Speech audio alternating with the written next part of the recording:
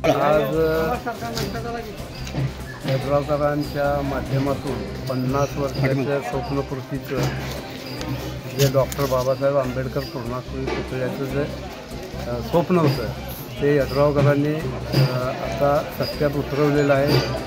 28 सप्टेंबरला जयसिंगपूर नगरीमध्ये उद्यानामध्ये डॉक्टर बाबासाहेब आंबेडकर यांचा पूर्णाकृती पुतळा उभा राहायचा आहे। यासाठी शिरोळ तालुक्यातील सर्व घटकांनी गट तट राजकारण बाजूला ठेवून एकत्रितरित्या सर्वांनी मिळून यावं असं मी समाजाच्या वतीनं, गावाच्या वतीनं व रिपब्लिकन पार्टी ऑफ इंडिया शिवले गटाच्या वतीनं निमंत्रित करतो, आवाहन करतो। माझे आराध्य दिवस छत्रपती शिवाजी महाराजांच्या पूर्णाकृती पुतळ्यानंतर जर आपण जयसिंगपूर नगरीमध्ये अखंड शिरोळ तालुक्यामध्ये 50 वर्षांनंतर विश्वरत्न, समाजरत्न, सर्वांच्या चळवळीचे मूळ रत्न म्हणून जर आपण प्रयत्न केला तर म्हणलं तर ते वावगं ठरणार नाही। ते डॉक्टर बाबासाहेब आंबेडकरांचा पूर्णाकृती पुतळा हा जयसिंगपूर नगरीमध्ये एक मोठ्या दिमागात येणाऱ्या 28 सप्टेंबर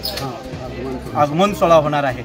आणि ह्या आगमन सोहळ्याच्या निमित्तानं जे काय आजपर्यंत परिश्रम दोन्ही यड्रावकर बंधूंनी, आमदार राजेंद्र पाटील यड्रावकर व जयसिंगपूरचे माजी नगराध्यक्ष आदरणीय संजय पाटील यड्रावकर साहेबांनी परिश्रम घेऊन, त्याचबरोबर त्यांच्याबरोबर उपस्थित असणारी सगळीच मंडळी जे आंबेडकर चळवळीतली किंवा आंबेडकरांचे अन्वयी असणारे सगळेच उपासक, सगळेच उपासिका, सगळ्यांनी मिळून जो प्रयत्न केला त्या प्रयत्नाला यश मिळाले।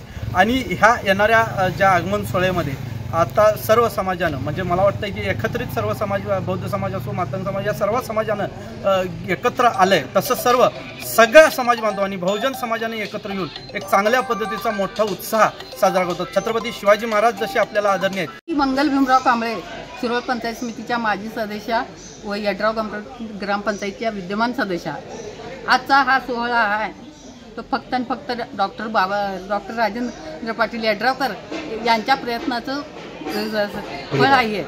प्रयत्न यांनी त्या 50 वर्षापासून चाललेला हा ह्या गोष्टीचा हे आता पूर्ण, आणि ते पण फक्त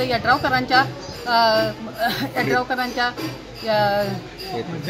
माध्यमातून पूर्ण झालेला आहे। आणि हा पुतळा अगदी आपल्या जगात नाही अशा प्रकारे यड्रावकर हे सार्थक करतील। आणि हे फक्त यड्रावकर